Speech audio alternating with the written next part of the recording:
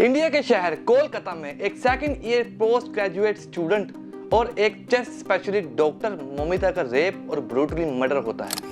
आपके साथ कुकर्म हुआ, आपके साथ मर्डर हुआ आपके अपने घर में, ये एक्सेप्टेबल। मोमिता की फैमिली को इन्फॉर्म किया जाता है कि आपकी बेटी ने सुसाइड कर लिया है। हमारे पेरेंट्स को ये ना लगे कि एक हॉस्पिटल जैसे सेफ एनवायरनमेंट में भी हम सेफ नहीं। बट जब पोस्टमार्टम की रिपोर्ट सामने आती है तो क्लियरली शो हो जाता है कि ये एक रेप और मर्डर केस है।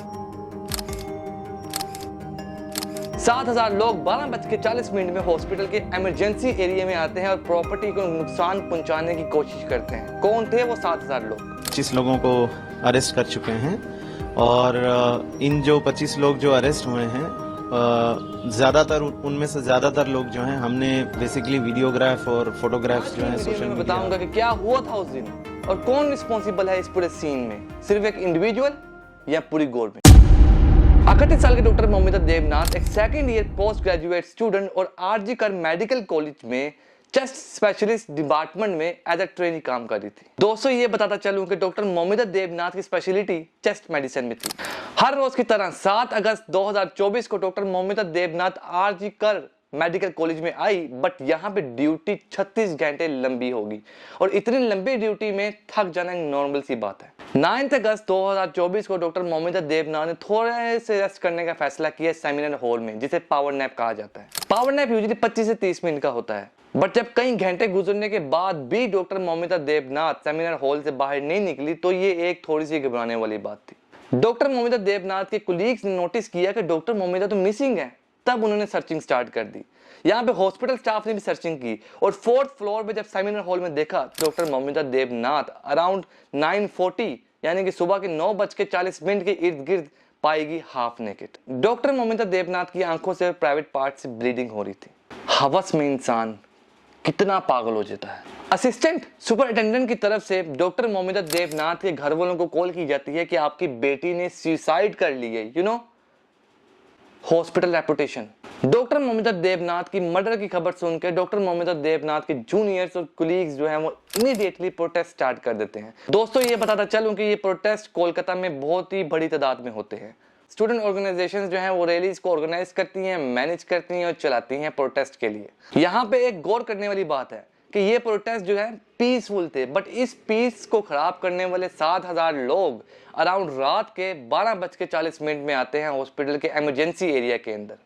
कौन थे ये 7,000 लोग मैं बताऊंगा आगे वीडियो में। जिसको सुसाइड कहा जा रहा था, जब रात के 6:10 से लेकर 7:10 के दरमियान पोस्टमार्टम रिपोर्ट सामने आती है तो पता चलता है कि ये सुसाइड नहीं बल्कि मर्डर और रेप का केस है और मर्डर किया गया गला दबाने से। और वो गले दबाने की शिद्दत इतनी थी कि डॉक्टर मोमिता देवनाथ के थायराइड जो है वो टूट गए थे, इतनी शिद्दत से गला दबाया। डॉक्टर मोमिता देवनाथ की लिप्स में, फेस में, प्राइवेट पार्ट्स में, लेफ्ट लेग में, राइट हैंड में और पता नहीं कहां कहां डीप वाउंड्स पाए गए हैं, गहरे जख्म पाए गए हैं। हकीकत तो ये दोस्तों कि जब मैं इस पोस्टमार्टम रिपोर्ट में रिसर्च कर रहा था तो इतनी भयानक थी पोस्टमार्टम रिपोर्ट कि मैं यहाँ पे एक्सप्लेन भी नहीं कर सकता। बस ये कह सकता हूँ कि डॉक्टर मोमिता देवनाथ के अंदर जिस लेवल का सेमन पाया गया है उससे ये साफ कहा जा रहा है कि ये गैंग रेप हो सकता है। जी हाँ दोस्तों, देखिए इस आर्टिकल को जिसमें क्लियरली लिखा गया है कि डॉक्टर मोमिता देवनाथ के अंदर 150 ml जो है वो सेमन पाया गया है, जिससे ये वाज़ेह होता है कि ये गैंग रेप हो सकता है क्योंकि एक इंडिविजुअल के अंदर इतना सेमन इस क्वांटिटी में नहीं पाया जाता। वेस्ट बंगाल ने ये केस स्पेशल टास्क फोर्स को दे दिया, बट 13 अगस्त को कोर्ट की तरफ से कहा गया कि पुलिस की कारकर्दगी अच्छी नहीं है, तो इस केस को ट्रांसफर कर दिया गया CBI को। आरजी कर मेडिकल कॉलेज में सेमिनार हॉल के इर्द गिर्द CCTV को देखते हुए एक प्राइमरी सस्पेक्ट सामने आया जिसका नाम था संजय रॉय। संजय रॉय को 14 डेज की रिमांड पे पी रखा गया। संजय रॉय ने अपना गुनाह कबूल किया और संजय रॉय ने कहा कि उसने ब्रूटली मर्डर और रेप किया है। संजय रॉय एक रिटायर्ड बॉक्सर और एक सिविक वॉलंटियर भी था जिसके कनेक्शन पुलिस के साथ भी थे और यही कनेक्शन वजह बने एविडेंस को मिटाने की और यही कनेक्शन वजह बने कि जहां पे संजय रॉय को एक आम से एरिया से उठाकर आरजी कर मेडिकल कॉलेज में ट्रांसफर कर दिया गया एज अ सिविक वॉलंटियर। जब पुलिस इन्वेस्टिगेशन करते करते संजय रॉय के घर पहुंची तो पता चला कि संजय रॉय ने जो कपड़े 9 अगस्त को पहने हुए थे वो धुलने के लिए सुखाए गए थे। मतलब कि संजय रॉय ने अपने इस प्रूफ्स को, अपने इस एविडेंस को मिटाने की कोशिश की थी। संजय रॉय की इन्वेस्टिगेशन में ये बात भी सामने है कि संजय रॉय का जो बिहेवियर अपनी वाइफ के साथ था वो अच्छा नहीं था।